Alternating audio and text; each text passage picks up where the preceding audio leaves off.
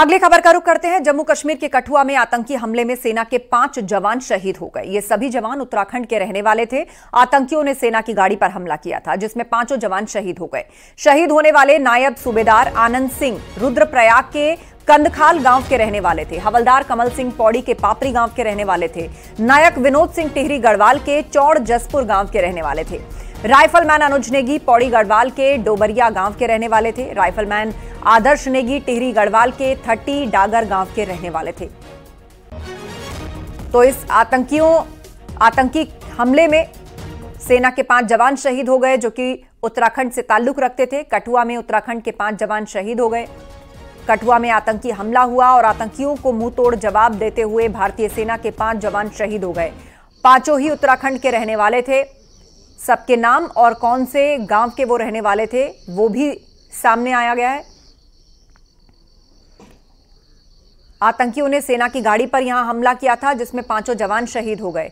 और शहीद होने वाले नायब सूबेदार आनंद सिंह रुद्रप्रयाग के रहने वाले थे। हवलदार कमल सिंह पौड़ी, नायक विनोद सिंह टिहरी, राइफलमैन अनुज नेगी पौड़ी और राइफलमैन आदर्श नेगी भी टिहरी गढ़वाल के रहने वाले थे। तो उत्तराखंड के 5 जवान शहीद हो गए।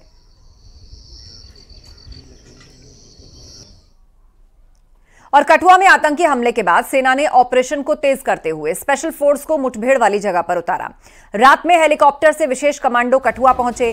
जंगल में छिपे आतंकियों के नाइट विजन कैमरे और ड्रोन की मदद से तलाश की जा रही है। हेलीकॉप्टर के जरिए भी आतंकियों की तलाश जारी है। कल कठुआ में हुए हमले में 5 जवान शहीद हो गए थे, वहीं 3 की हालत गंभीर है। इस ऑपरेशन में special force, Jammu Kashmir police, SOG, अर्धसैनिक बल शामिल।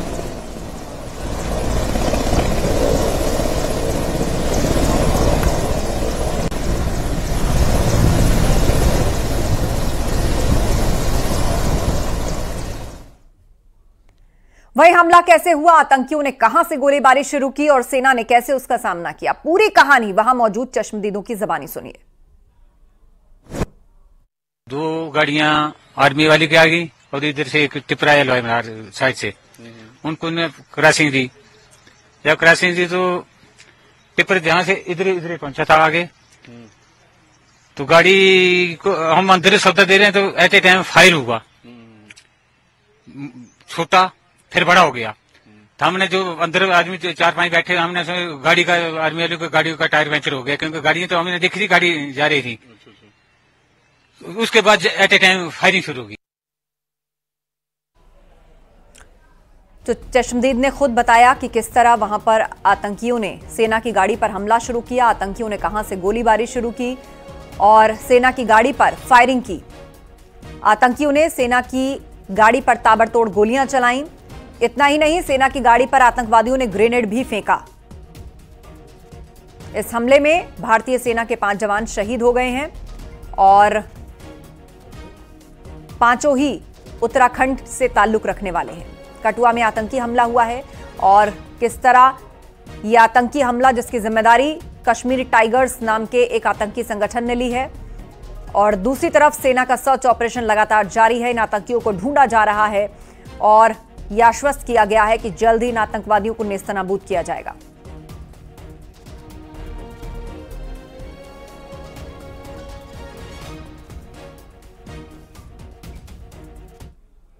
और वहीं हमले को लेकर रक्षा विशेषज्ञों का मानना है कि बारिश के वक्त आतंकियों के अंदर आना आसान हो जाता है और आतंकवादियों को स्थानीय लोगों की मदद भी मिलती है।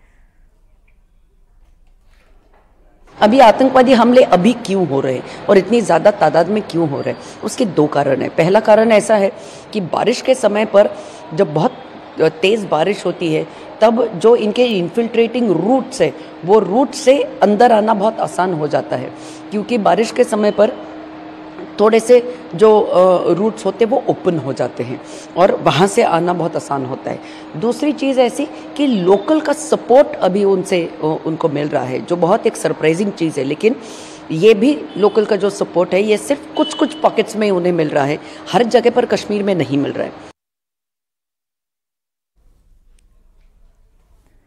और जम्मू कश्मीर के कठुआ में आतंकी हमले में शहीद हुए उत्तराखंड के जवानों को सीएम पुष्कर सिंह धामी ने श्रद्धांजलि दी है। सीएम ने कहा कि मानवता के दुश्मन बख्शे नहीं जाएंगे। वहीं सीएम ने ईश्वर से दिवंगतों को आत्मा की शांति और शोकाकुल परिजनों को असीम कष्ट सहने की शक्ति प्रदान करने की कामना की है।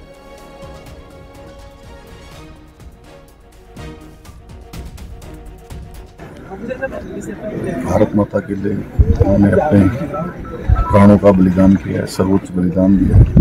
हम सबको गर्व है उन पर, उनकी शहादत पर। मैं भगवान से प्रार्थना करूंगा कि भगवान उनको अपने श्री चरणों में स्थान दे और उनके परिवार के लोगों को इस दुख को, जो असमय एक दुख आया है, इस दुख को सहन करने की शक्ति प्रदान करें। हम सब परिवार के साथ।